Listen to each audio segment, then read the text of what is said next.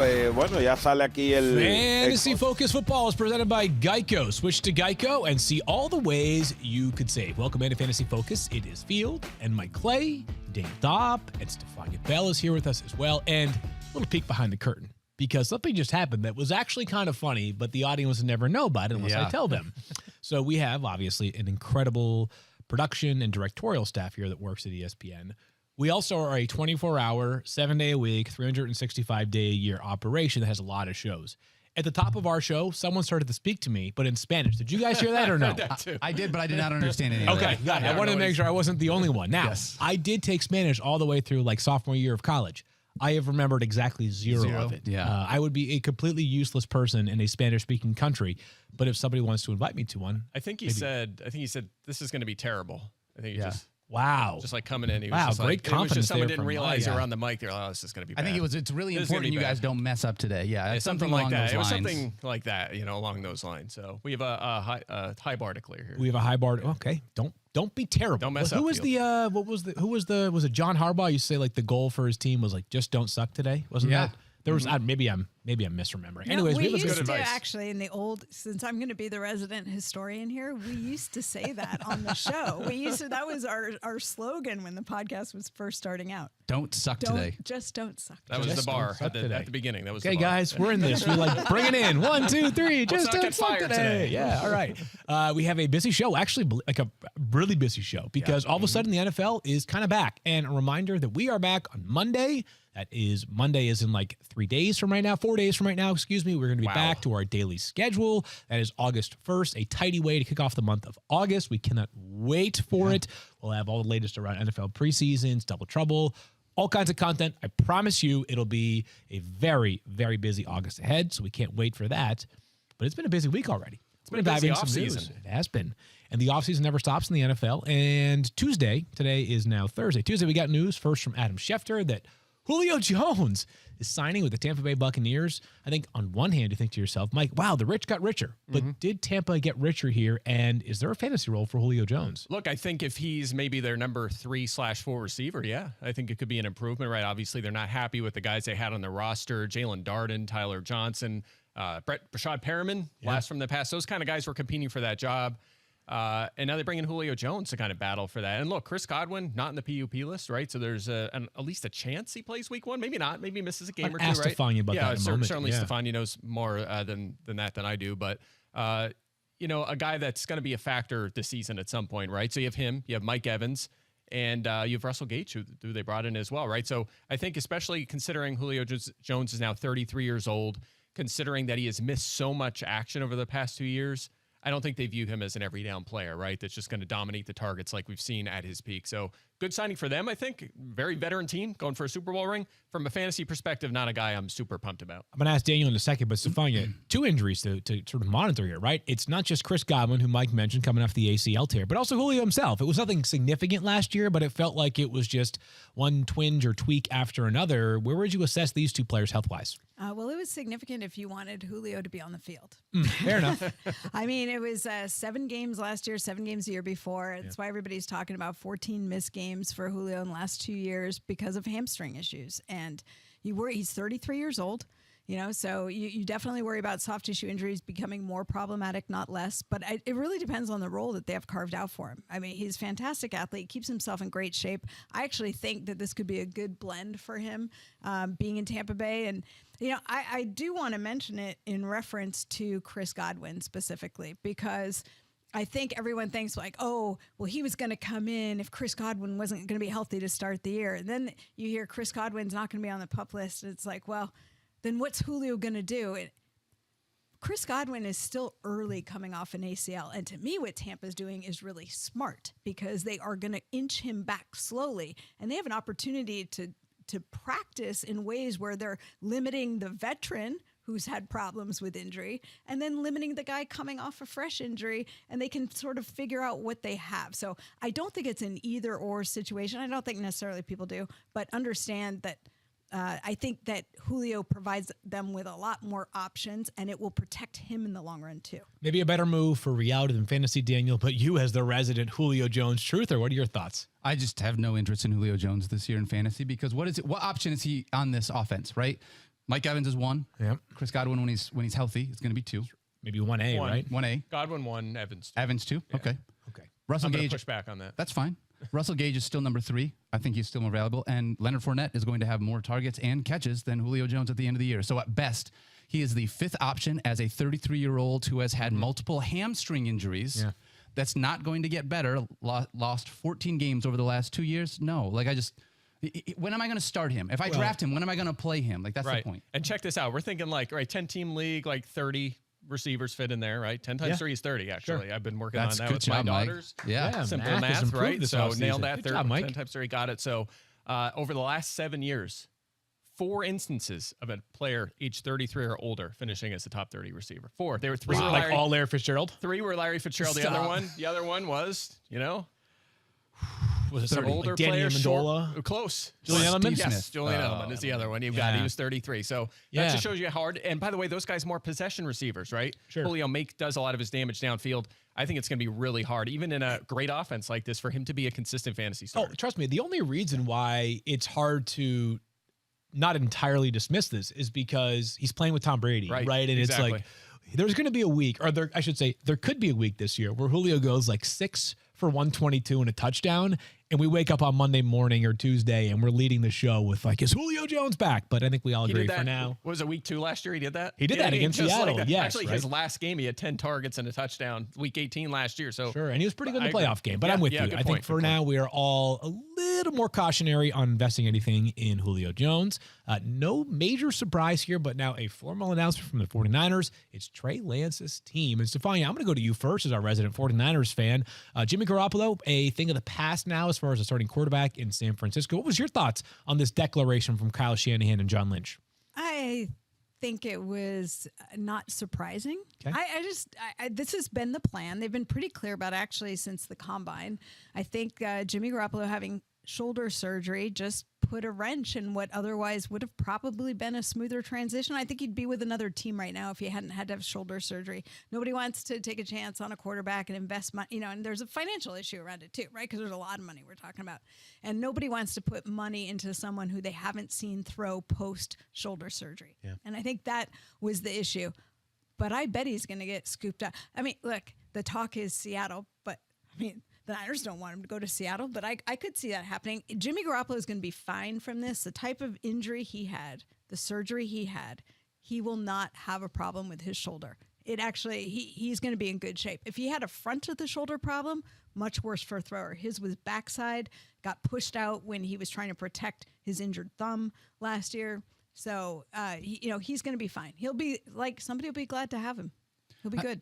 I'm curious, with a full year of Trey Lance under center, how do you look at this 49ers offense from a projection perspective, knowing that everything that Trey Lance is exciting from a running standpoint, could put up a ton of fantasy points, but we're not really sure where he's at as a passer. So I'm just curious with this change, how does that change the fantasy outlook for this pass catchers? We'll put it this way. Kyle Shanahan's still calling the plays, right? So it's probably going to score a lot of points, Still gonna right? score. Sure, Look, totally. the year they had Nick Mullins and C.J. Beathard, they were above average in touchdowns. I mean, they deliver no matter who the quarterback is. Garoppolo's obviously been in and out. They're still productive. So it's going to be a little different. You're not going to have you're going to have more of a scrambling quarterback, more running plays, will lean more toward the run. They're already a run-first offense. But whereas Garoppolo would throw a pass, there'd be an intended target on that play. Lance might pull it down more often. So you might have less passing volume, but still I still think they can have a lot of success. What it's going to come down to, though, is how good is Trey Lance, right? How good is Trey Lance? By the way, he averaged 12. He had just 2 starts. So he had 24 carries in those 2 starts. So you expect significant rushing volume. Yep. Maybe they temper things a little bit if he's the full-time starter for protective purposes. The biggest red flag is too strong of a word. The biggest question mark with Trey Lance is exactly what Mike just said. How good is he, right? Because there was no threat last year at all of him taking over for Jimmy Garoppolo. And I think we can all agree that Jimmy Garoppolo is a solid quarterback. He's not spectacular, though, right? He's solid. And beyond that, there was a time earlier this offseason when the idea of keeping Jimmy Garoppolo was not entirely off the table as well. So that's why his current ADP for Trey Lance is quarterback 14. I think if he had at some point taken over for Jimmy G last year, or the minute the offseason began, the 49ers traded or cut Jimmy Garoppolo, I think the discourse would be different around Trey Lance, and he might have had a chance to creep inside the top 10 for quarterback ADP. Yeah, and by the way, he doesn't have to be good at football necessarily to be really good in fantasy, right? Totally, And look, last year, Jalen Hurts outside the top 20 in passing yards and touchdowns. Yep. But he was, a mid-range QB1? I mean, there was a point near mid-season where he was number 1 in top 10 weeks. I mean, he was very good. Had the longest streak of 20-plus point games to begin the year last year, did Jalen Hurts. Right. I'm with And you. Lance will be there in terms Trey of rushing. Lance is good at football. Okay. Just to be clear, like, do not start the season on my wrong side by saying he might not be good at football. By the there's way, also some questions. I'm drafting him wherever I can. I love him. He's a great value quarterback. To your point, I have him in fishbowl. I have the Debo Lance stack. Right. So I'm with you, Stefania. I'm ready. I'm ready. I'm all in. Just I'm a Niners fan. Take it easy there on my Niners. I actually, look, he's going to have growing pains, but I also think it's fair for people to reasonably expect that. I am so tired of hearing he's a second-year quarterback. He's not a second-year quarterback. He's the equivalent of a rookie. He got a little bit of a shot, had some plays. He had a couple starts when Jimmy was hurt, but he's also somebody who didn't play football for a year before coming in. So let's not be too quick to decide that he is not a good NFL quarterback. I think we all agree he's our favorite for fantasy of the 5 first-round quarterbacks last year, and will probably be drafted as the number 1 amongst those 5 sophomore quarterbacks, just ahead of Trevor Lawrence. I was going to say you take him over Trevor Lawrence, just as like a conversation. Are they right close to each other? I think Fairly Lawrence this year is Joe Burrow. Is like the possibility. Like he could go that path, scenario, right? The best case scenario. He Yeah, goes down I don't that see path. that, Lance more like Hurts, right? And Hurts was better than Burrow in fantasy, right? Right, So I would agree. Yeah, that's I think the comparison, even if they don't get quite to that level. I was going to say, there goes Mike comparing Christian Kirk to Jamar Chase and Zay Jones to T. Higgins. Yeah, That's basically what you're it's the same saying, thing. right? Look, I have high hopes for that Jags offense breaking it. We'll talk about that, of We'll course, get this into them. offseason, Yeah. but We'll talk very about them light today. schedule, It's lots of light there. Preseason, because we're past the offseason, baby. You may, if you're watching the live stream right now, first of all, thanks. We're going to continue with our live streams all season, of course, on a variety of different platforms. YouTube, the ESPN app, if you watch Twitter, you name it. A lot of different places you can watch us. Facebook. But if you are watching right now, you'll notice that Mike has a Chris Carson jersey on, and sort of a bittersweet occasion for wearing this, Mike. But he has retired. I'm turning to Stefania. There were some indications that this was possible, Stefania, because he is currently dealing with a very significant neck issue. Yeah, he had a cervical fusion, and I think the thing that was really the key is the eternally optimistic Pete Carroll was not optimistic, and that really was kind of the big key, that they weren't sure that Chris Carson would be able to make it back. If you recall last year, they gave him a chance to come back after the injury, and then he tried to practice and wasn't able to get back on the field, ends up having surgery, and I appreciate when athletes say they're coming back, right? Because that's the motivator. That's the carrot when they're going through a really hard rehab, is to try and get back to what you did before. I mean, look, I saw it with Alex Smith when everybody people were saying he was lucky to be alive, but that's the carrot for somebody who's going through a really difficult rehab, is let me see if I can get back to what I did before. Ultimately, did not pass his physical, and now we're learning he's decided to retire, and you just wish him great health going forward. I will miss watching him run, even though he was an opponent in the NFC West. I mean, he was a hard runner, kind of running back you really appreciate, and I think he'll have a lot of other options in his life going forward. And I will never forget that prior to the draft in which Chris Carson was taken, Mike Clay was bullish on this kid out of Oklahoma State that nobody was talking about going in the first round, the second round, third round, maybe even the fourth round. Mike Clay was Johnny on the spot. You loved Chris Carson pre-draft. You were vindicated with those thoughts. And again, this was sort of foretold by the fact that, as Stefania referenced, Pete Carroll was not his typical over-optimistic self. Beyond that, they used a second-round pick on Kenneth Walker. They re-signed Rashad Penny, who was fantastic down the stretch last year. A 3-man backfield now becomes a 2-man backfield. Daniel, I think the question is, though, that if this is an offense that we think could be in the bottom 5, even with Tyler Lockett and DK Metcalf, but the most uncertain quarterback position in the entire league, is it a stay away for running back purposes? It's tough, because even if you get that number 1 guy, if they're going to be playing from behind or they're in a tough spot, right, you would think the running game isn't going to get as much usage as it normally would, in spite of the fact that Rashad Penny looked unworldly the last 4 games last year. And Ken Walker is a fantastic running back out of Michigan State that absolutely carried the load. We talked about this, I think, last week, whether you would have Rashad Penny or K-Dub 3, as I want to call him now. I'm going to start that. That works. K-Dub 3. I like it. So I'm curious, because we talked about this. I said I would rather have Ken Walker. You said you'd rather have Rashad Penny. Is there much of a tiebreaker here for you in this backfield, given where their ADP is so close to each other? and I hedged, right? My rank, I have Penny 36, Walker 37, right? So I don't like it. But find somebody that doesn't have it that way. Right, sure. And I don't want to really invest in it, right? I mean, Walker's going too early, I think, right now for a guy that might be a situational player, at least early in the season. Now, Rashad Penny's missed 43% of his career games, so he's probably going to miss some time. But here's the thing. Neither of these guys are pass catchers, right? I mean, Rashad Penny's barely been involved in his career, and that was the big knock on Walker. He had a 5% target share last year in college, despite all of that rushing prowess that you just talk about and that efficiency. So if you have one of those guys in your lineup, it's going to be a passing situation. You're going to be like Travis Homer, DJ Dallas. I mean, they like those guys on special teams and in passing situations. They're not going anywhere, at least until those guys develop a bit. So not a situation I'd feel great about on a week-to-week basis. But I'll tell you what, if Penny goes down, it won't matter. Walker's going to get 20, 25 carries and maybe 2-3 targets and be a must start. So from that perspective, I guess he's more appealing, but at his ADP, not in love with it. It's almost like what might be best case scenario in this offense is if they had a guy like JD McKissick, where it's like the offense isn't very good. So he ends up getting like 7 targets a game, and you can manufacture 10 or 12 fantasy points per week on 5 catches out of him.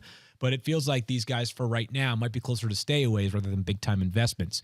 This caught my eye. Stefania, James Robinson tore Achilles late last season.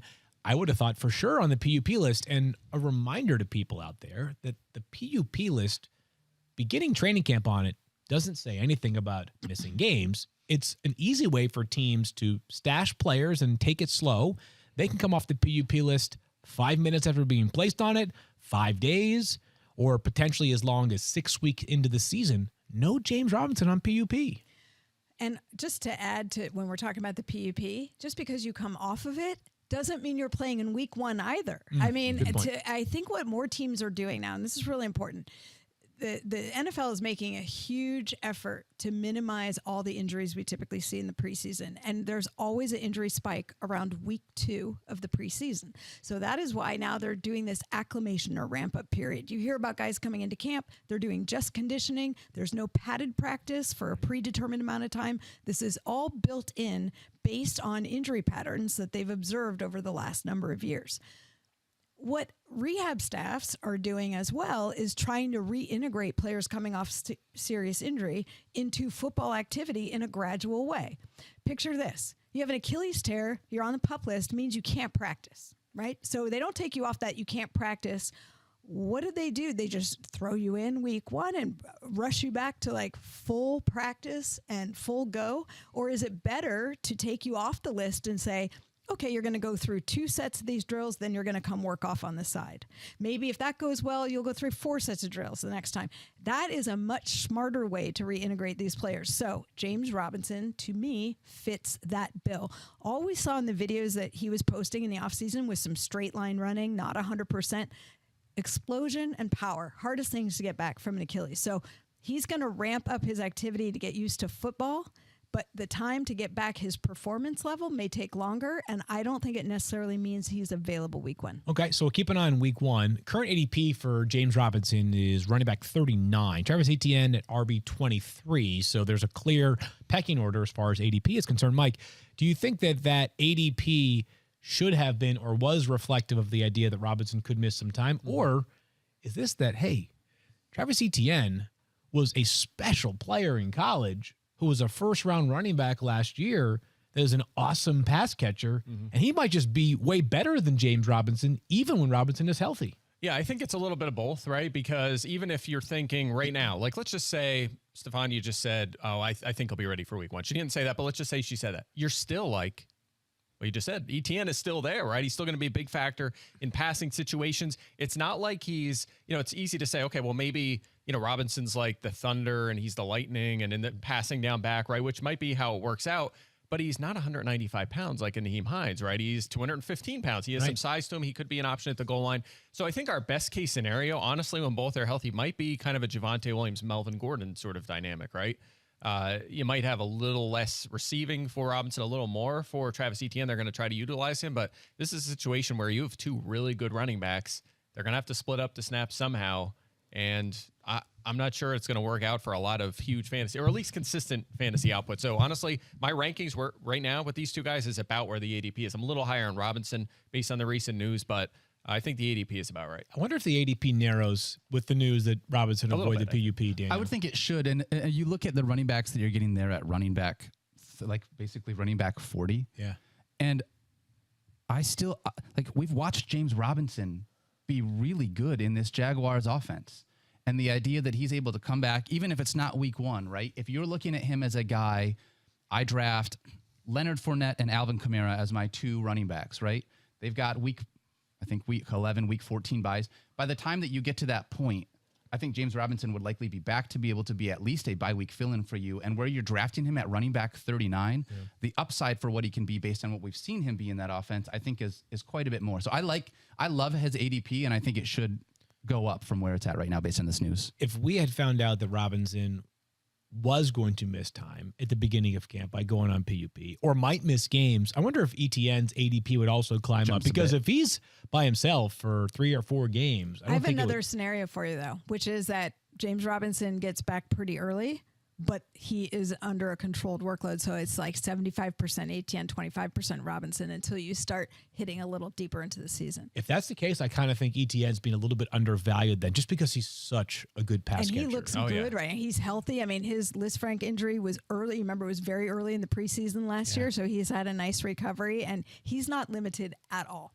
Okay, that is good news right there. So I think it's also a reminder that, like, as much as we would all love to have one guy per backfield that gets the job, and you can figure out how those 32 starting running backs stack up, the reality is there's like 75 running backs that play a decent amount for their respective teams, and more often than not, there's gray area in terms of who is the guy that you want to trust for fantasy football. We're going to come back in just a few moments and talk about quarterback projections, and then also move forward to some other positions. But first, Daniel, a word from Geico.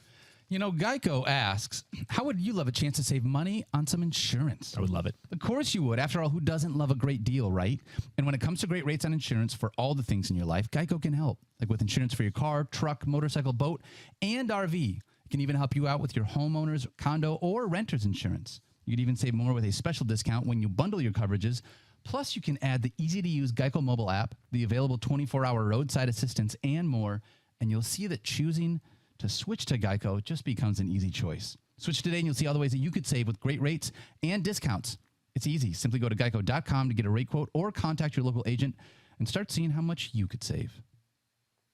When it comes to choosing the top running back, wide receiver, quarterback, or even which defense is right for your team on any given week, you know where to turn. But when you're trying to decide on the right credit card for your wallet, the right mortgage lender for your dream home, or the right savings account, where do you go? The nerds at NerdWallet are here to help you make a smart financial decision. NerdWallet is a personal finance site run by money nerds. Think people that are as obsessed about personal finance as we are about fantasy football, who want to share their knowledge with our listeners to help them find the right financial products for them. Let's say you're looking for a new rewards credit card.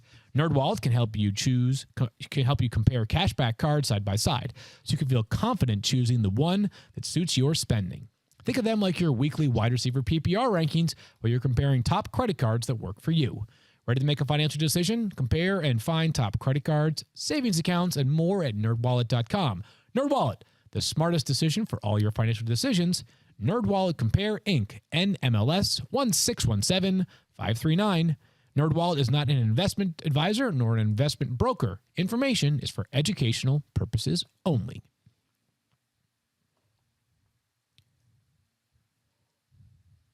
All right, so projection versus ADP is brought to you by NerdWallet. On the fence over which credit card to get with NerdWallet side-by-side comparisons of top credit cards? You don't have to be. NerdWallet, the smartest decisions for all your financial decisions. The beauty of working on this show is that I just choose Stefania's credit card. That's exactly right, because it has funded many Maxed out now. Maxed out now after all that gallivanting this offseason. Declined at several different spots. I know. I was wondering why I wasn't able to use it. Field's been going all over. That's what it is. Globetrotting. Yes, Nantucket. That's right. Globetrotting all over a small island. Mike Clay is always responsible for our projections. And everybody keep me honest here. I always forget, I shouldn't say I always forget, but I often forget that while we love how dedicated our fan base is, and that hopefully a ton of people that have listened in previous years are just going to keep coming back for more, we want as many new listeners as well. So I might remind them of things that might be common knowledge to the people that have been here, done that for a while.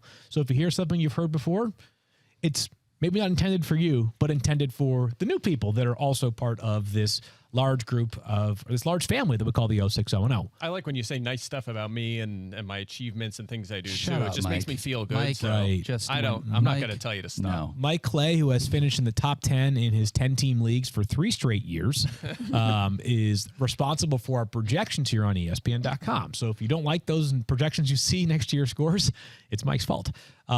However, Mike is the best. He's a machine, quite literally. I always say if you cut him open, or if you could, you could like plug a USB cord into Mike, and it would probably power up your phone.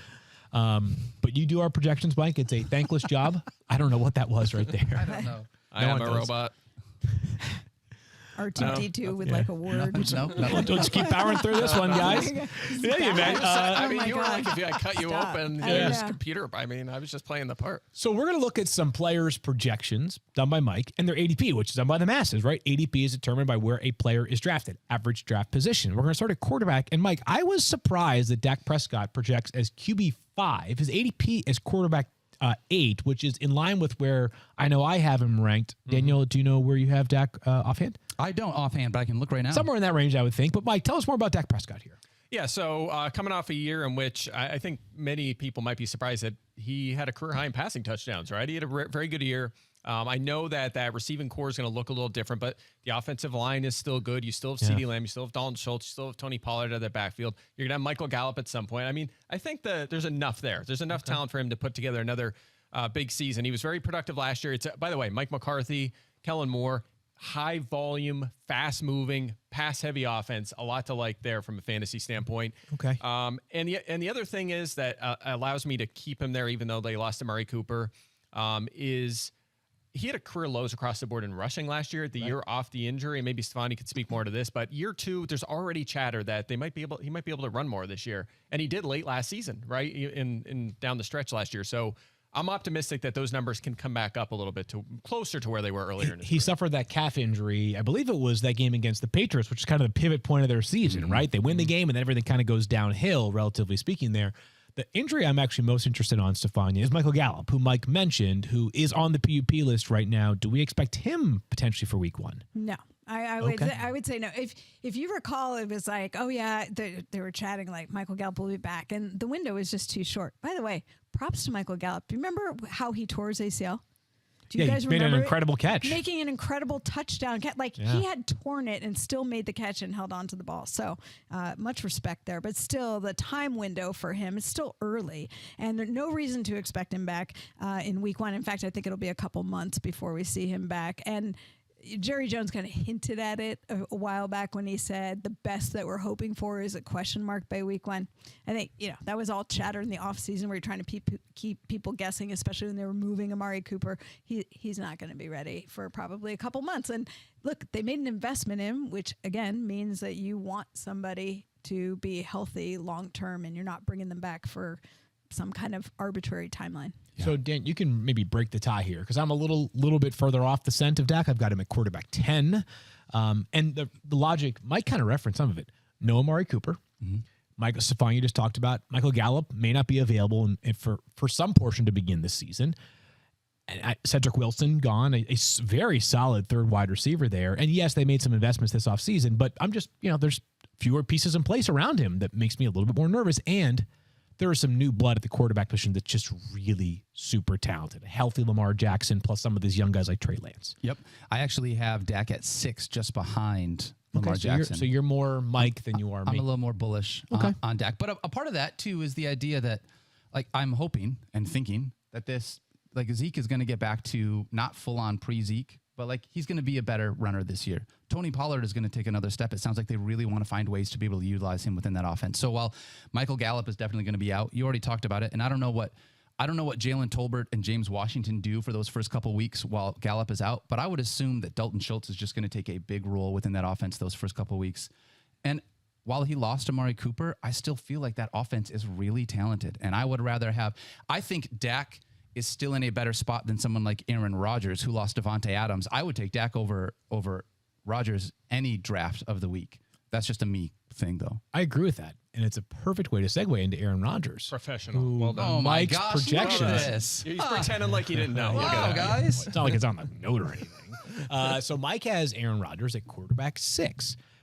This is a really tricky one to thread the needle on. He's the back-to-back NFL MVP. He's the highest paid player in NFL history. Those things are deserved. So when you speak about Aaron Rodgers, and it's not, all rosy, part of it is it's never personal, Mike. But you are actually, or the projections are a bit more optimistic than where I know I'm going to land, and some others as well. Yeah, Tell me why. QB9 in my rankings, QB6, the projections, there's a little bit of missed time in there, right? Like Lamar Jackson could miss a game. Some guys have more injury risk than others. Gotcha. But nonetheless, mid to back end QB1. I'm happy with him if he's on my team. Check this out. 13 of the past 14 seasons, he's finished 9th or better. I mean, there's been ups and downs. There's been years where he had good targets. There's years where he had down targets. This year, obviously, we expect maybe a little bit of a down target. Depends kind of how some of these other guys develop. But he gets the job done. I mean, last year, he had a huge step back in touchdowns and fantasy points per game by like 24 to 20 in fantasy points per game, and still was QB5. Like, he just consistently has that passing volume, that passing efficiency that's elite, and he gets the job done in fantasy, and it adds up to another solid quarterback one season. Do you know which year he was not top? You said 9? And I do not. There was 13 out of the last 14. He was top 9 in points per game. Yeah. Yeah. I wonder if it was the first year with Matt LaFleur as his head coach. I'm not sure. I thought they were. I'm not sure. I thought they were pretty good, like right away, weren't they? Didn't they come out strong? I'm They won just like curious. 13 games every year or something. yeah. But maybe. I'd have to look which one it was. It's probably one where he was beat up. Where you at, Daniel? There are just too many moving parts. The quarterback position is deep enough that I feel like I don't know what's going on with Robert Tonyan. Lost Devontae Adams. I want to believe in Alan Lazard, right? Like, he's the guy I think is going to take the step forward. I've never seen Aaron Rodgers with rookie wide receivers really develop them into a top 20 kind of a guy. Tell me if I'm wrong here, but I don't think I've seen that. So the hype around Christian Watson is more like that kid could be awesome, but probably more dynasty, not necessarily 2023, unless you're looking at towards the second half of the season. So banged up tight end. Not sure about the wide receivers that he has there. And no offense to Sammy Watkins, but like Sammy Watkins is like Julio to me. Like he's going to play a handful of games, but I don't know how many he's going to play. And inevitably he's going to miss time. So and that concerns on the front offensive line. I mean, as David Bakhtiari, obviously he missed last year as well. So they made do. But I think the fact not having him potentially, and we don't know for how long, as there's all these new parts, I think hampers the offense. I mean, Aaron Rodgers started getting hit a lot, and he's 38 years old. Yep. And, despite the Con Air presentation when he walked into camp. That honestly, that was really good. I had to rethink my ranking. Not an Aaron Rodgers conversation. He's not going to take those kind of hits and last. Correct. But this is not because Aaron Rodgers is not good. For me, it's the team that's around him. I feel like there are other quarterbacks that I would rather invest in that offense than Aaron Rodgers, in spite of the fact he might be QB 10. I'd rather have someone that could maybe be QB 4 though than maybe QB 9 or 10. Honestly, I think it is about Aaron Rodgers because he's that good. Like, you think about some of the guys that Tom Brady made very productive, or think about like an Austin Collie with Peyton Manning, Brandon Stokely, guys like that. They're going to bring those guys. He's going to bring those guys up. And I think that will happen in Green Bay because it's always happened. His whole career it has happened. It doesn't matter who's out there. Yes and no. He's got better running backs than he's ever had, He has though. better, small sample, better efficiency numbers without Devontae Adams. And again, you don't want to get too caught up in that. But still, he still does. I mean, it's not like his numbers just plummet when he's out of the lineup. I think they'll be okay. I really think he'll be very productive again. Not to overdo this, but it feels like players that Brady and Manning like made relevant, like were more cameos, where it's like Rodgers helped develop guys that turn into like 5 or 6, like even James Jones, who I think was a 4th round pick out of San Jose State. Like, it wasn't like he was a 1 or 2 year thing, right? It was like, this was a guy who became a linchpin for them. Randall Cobb, Jordy Nelson, Greg Jennings, the list goes on and on, Devontae Adams himself. So, and I would say that probably the biggest reason behind some of my hesitation for Aaron Rodgers is depth in numbers. Again, like this year, you're right. Aaron Rodgers is stinking great. But like off the top of my head, I can get to like 10 stinking great quarterbacks without really blinking. Have better wide receivers potentially than the one that this is my thing. I love AJ Dillon, and I love Aaron Jones. Aaron Jones. Yeah. And the idea that I feel like they're going to rely on them so much from that standpoint. I cannot see a situation, unless they bring somebody in, where he's going to have a top 20 wide receiver. Like, do you think Alan Lazard is going to be top 20? He's not being drafted as top 20. He has that ceiling. I'd be surprised. I would be surprised. So, like, possible, but I would be for me to look at Aaron Rodgers without the rushing ability, without a top 20 or 25 wide receiver, it just feels like the upside of what Aaron Rodgers is lower. That's all I'm saying. I will say this: QB like 4 to 12. Pick who you want. I think that totally. after the big three, I think it's wide open. And by the way, I think that part of the reason why, I view Rodgers as that next tier is larger than ever, and I view Rodgers at the back end of that tier as opposed to the front end of the tier. And I think there's a case that the player at the front end of that tier, and I actually think it's a bigger number than big three, but Lamar Jackson could very well be in that top tier conversation. He comes in as quarterback 9 in your projections, Mike. He's being drafted as quarterback 4. Where do you have him in your ranks? Yeah, so I'm QB4 in the rankings, so right on ADP. Yeah, the projection's kind of knocking him because I have a little more injury risk in there, right? Just because he has missed some time, and getting beat up running so often is notable. But look, last year on a per game basis, QB5, right? He was still delivering his total production, just like his raw stats are down a little bit. Even in 2020, only 18 touchdowns that season, but he's been first or second in rushing attempts and yards and touchdowns all 4 seasons. We know he's going to deliver in that department.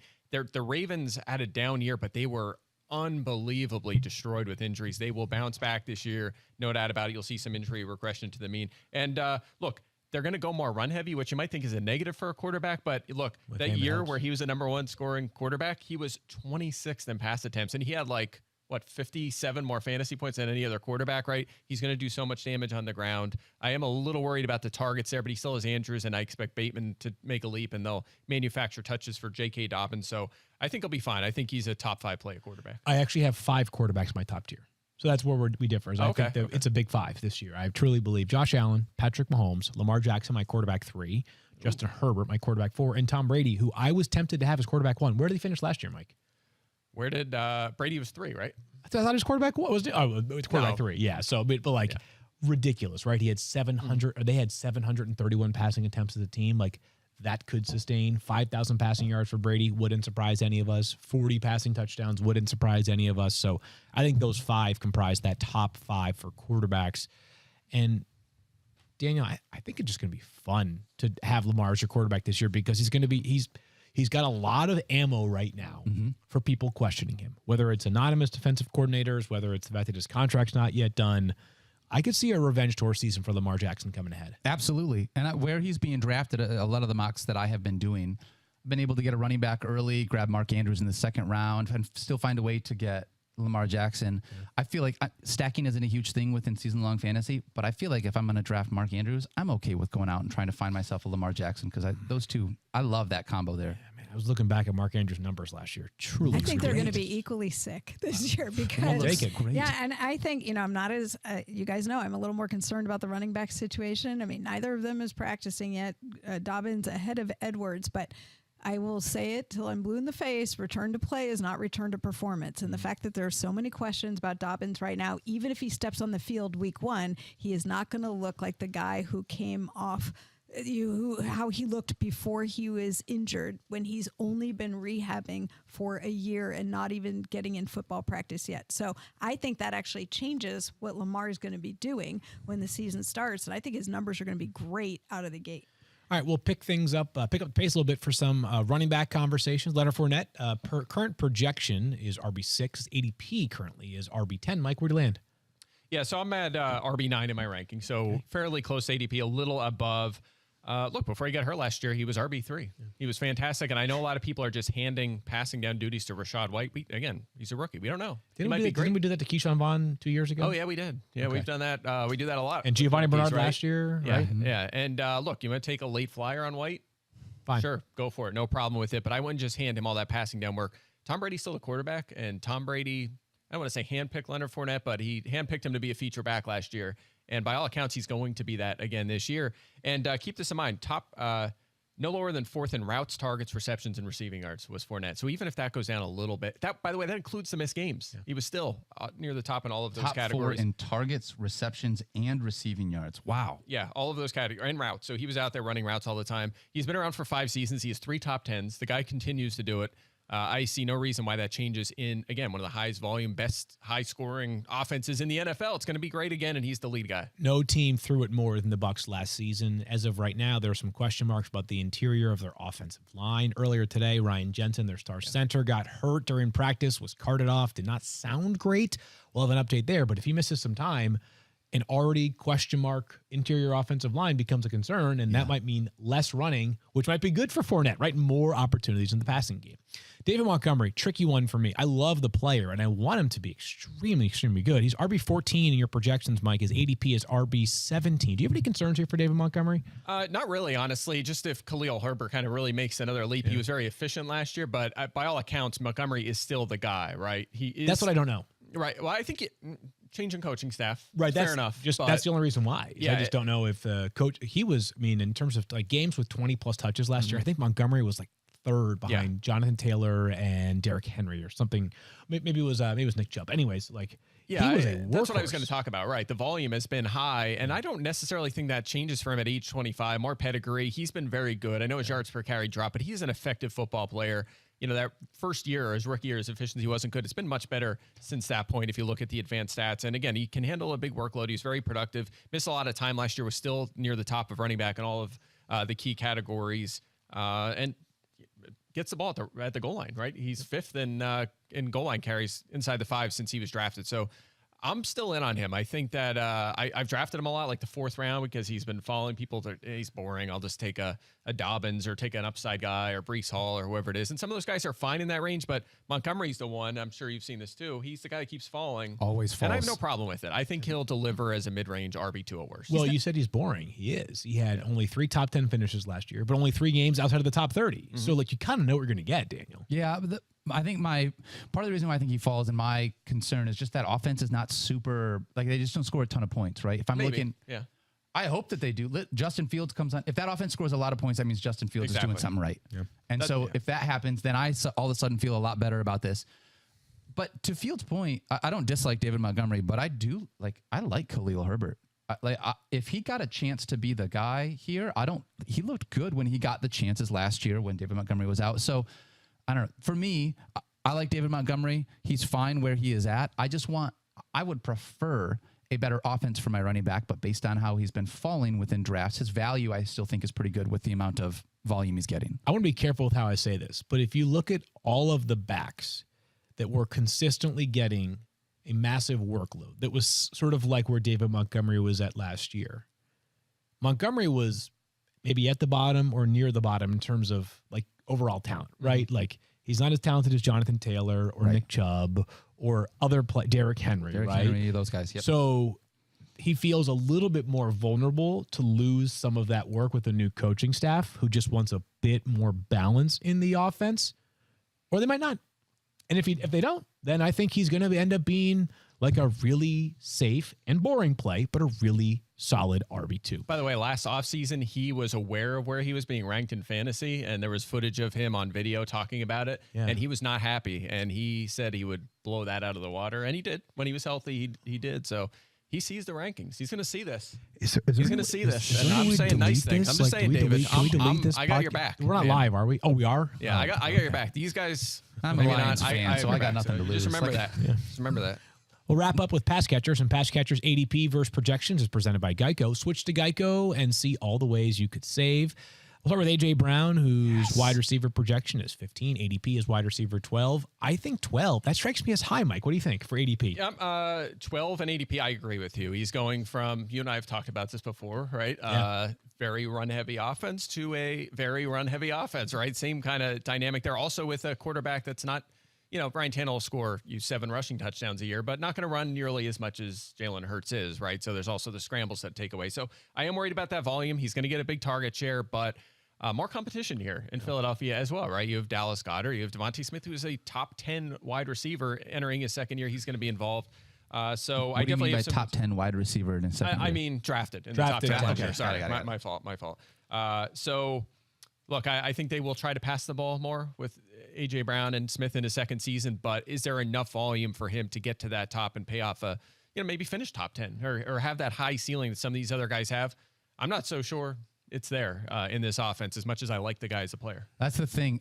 I feel like if Jalen Hurts takes the next step, we've seen AJ, like he can be a dominant, take over a game kind of a receiver. He's got the body. I love AJ Brown, but going from Ryan Tannehill to Jalen Hurts is tough. And for me to want to be able to advocate and stand for him, like you guys just said, there's not a lot to add. Goes to a tough run heavy offense, and Devonta Smith is really good. So I look at him more as somebody I would hope to get as my wide receiver 2 than my wide receiver 1, unless I went running back, and he happened to be the guy that I grabbed there in the third round or something like that. I'm going to grab this right now. Do this on the fly. I'd be curious, A.J. Brown's career, so like season by season stats, right? Like his best year was 70 catches and 1,075 receiving yards. He's wide receiver 12 that year. Yeah, really good play, right? Mm-hmm. So like that, he's had a history of getting banged up and missing not prolonged periods, but some time, right? And a reminder, by the way, the NFL is bringing back that same IR rule, 3 games missed, many players as you want. So you're going to see a ton of guys heading to IR this season for not significant injuries. So I think wide receiver 12 is like a little bit rich. I think that a little bit closer to Mike's projections, a better sweet spot for A.J. Brown.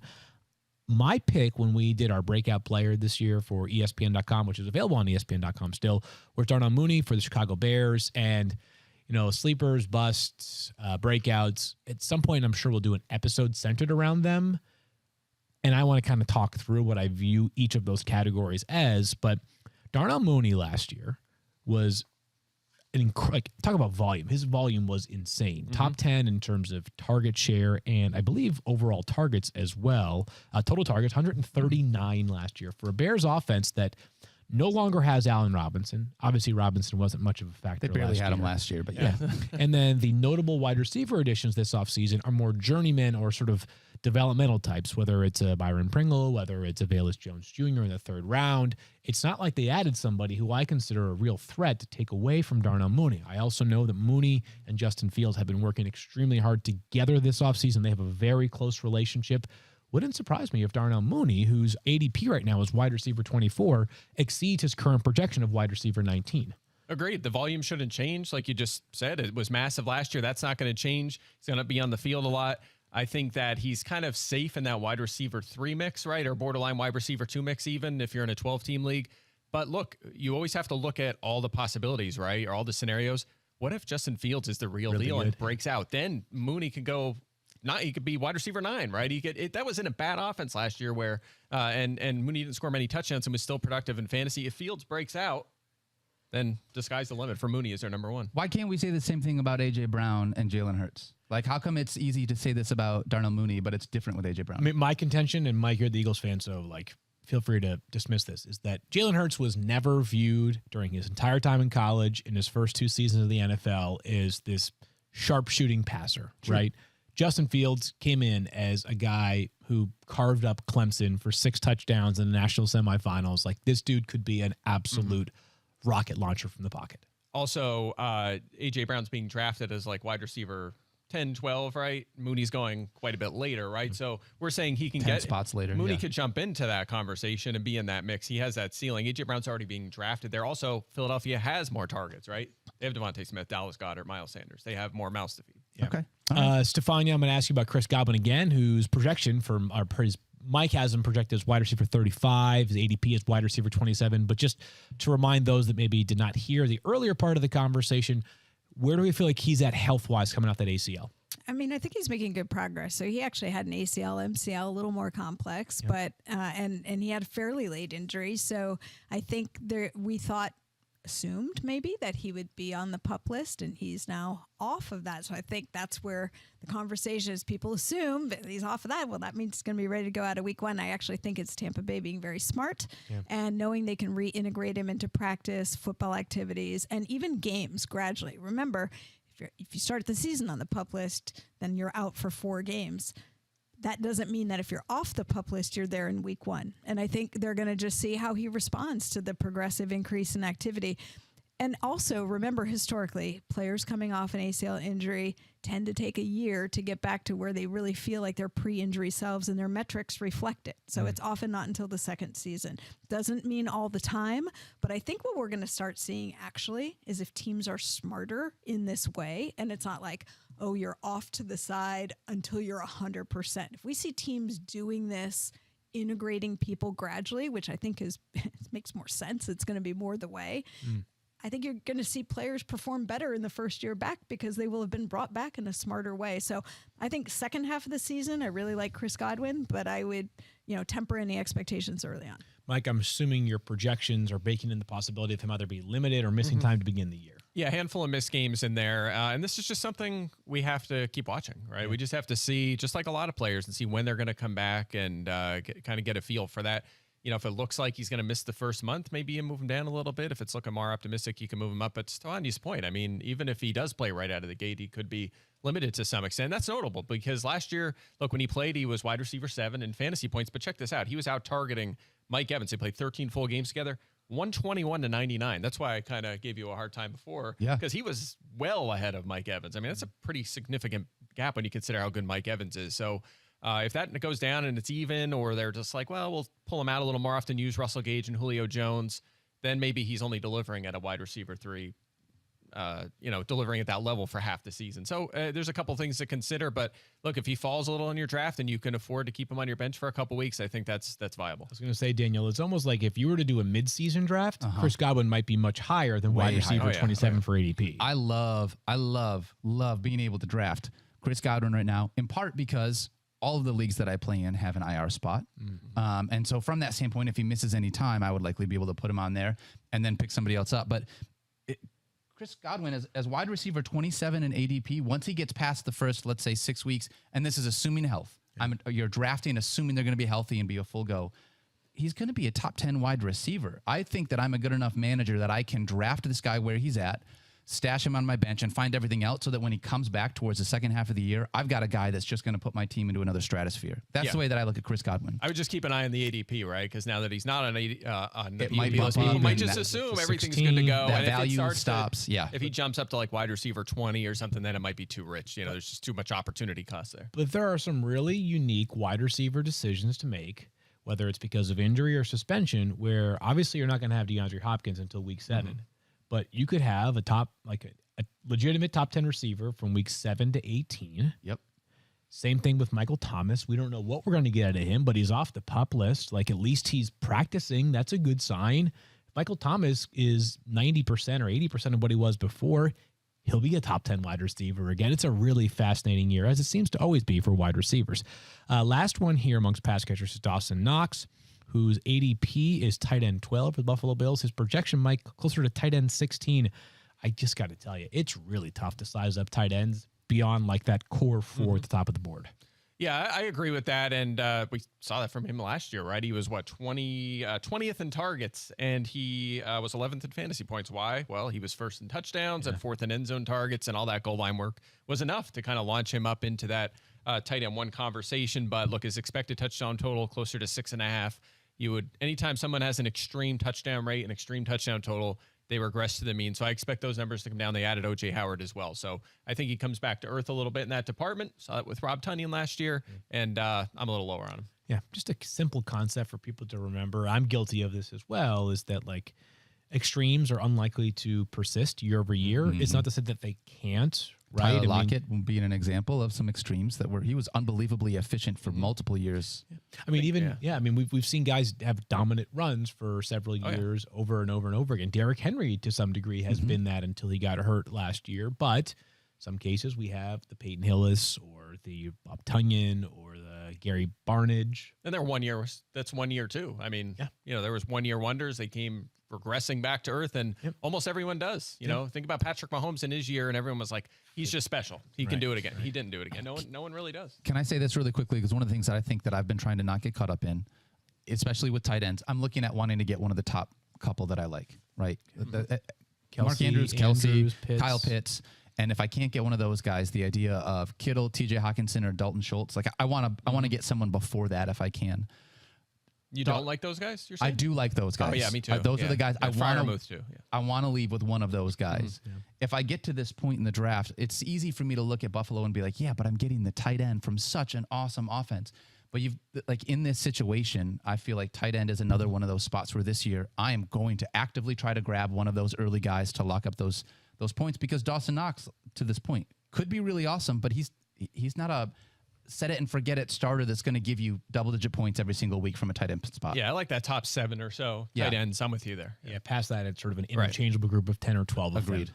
We're going to come back and talk about a couple of betting lines as it pertains to some stat categories. We'll wrap up with that. But first, a word from our friends over at ZipRecruiter, Daniel.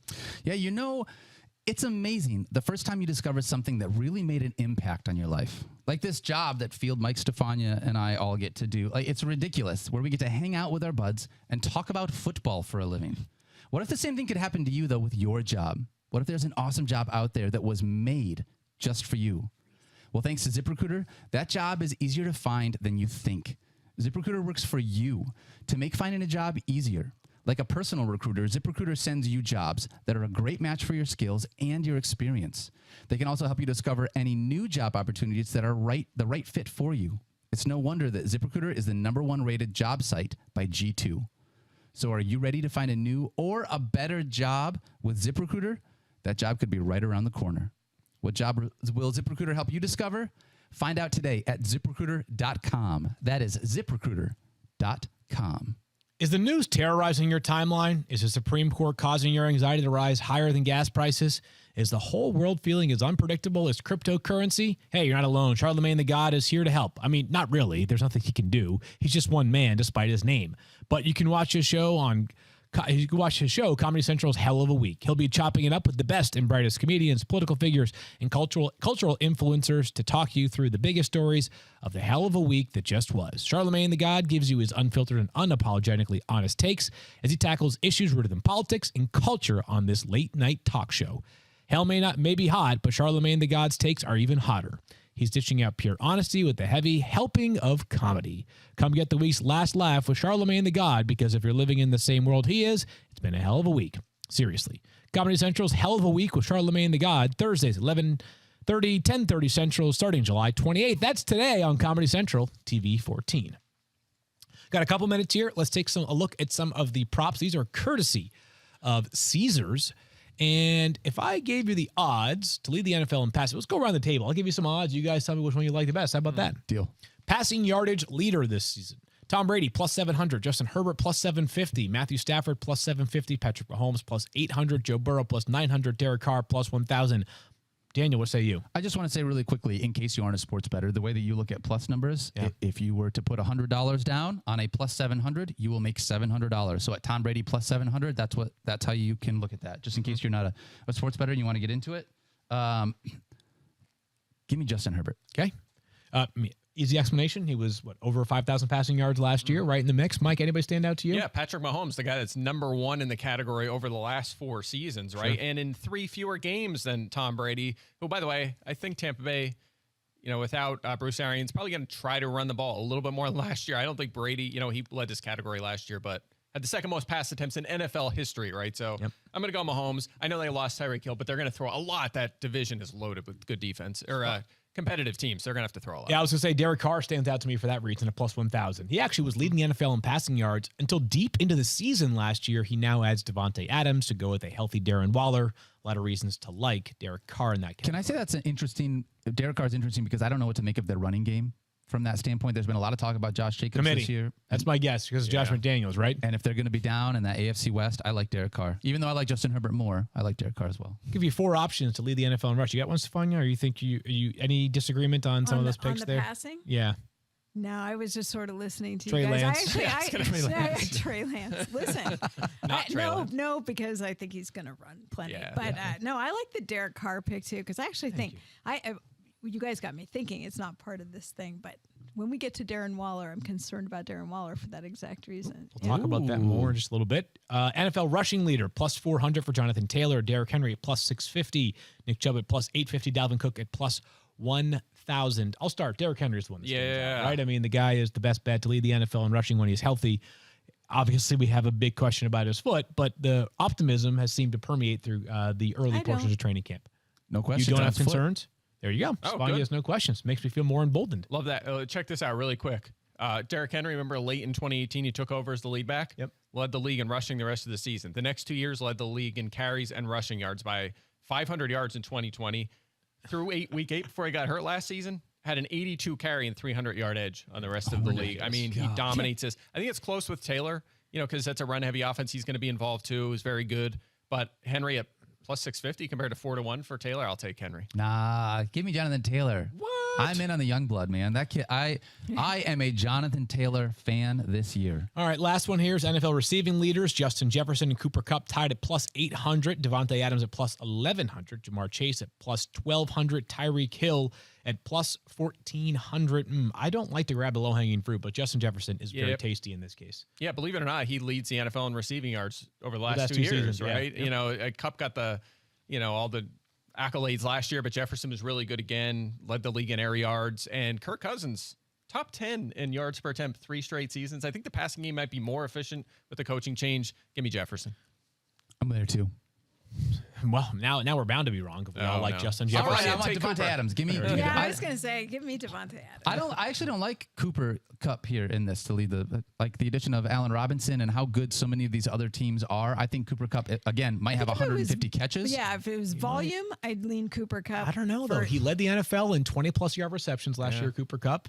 I Only know. player I in the just league with think 7 targets in Allen every Robinson game. changes that a little. I'm going to keep doubting Matthew Stafford. You know what happened the last time I doubted Matthew Stafford? He got traded and got Super Bowl. He got a Super Bowl. That's right. All right, that's all we have. We'll throw some. Detroit win a Super Bowl. We'll throw, Sorry, Daniel. we'll throw some sports betting in there. Who was the biggest free agent to leave the Lions this offseason or get traded away? No. Leave the Lions? Yeah, Trey Flowers, maybe? He hasn't signed yet. So wherever Trey Flowers that will signs, you be- can make him your Super Bowl pick. All right, we're Yeah. coming back on Monday. We are back 5 days a week.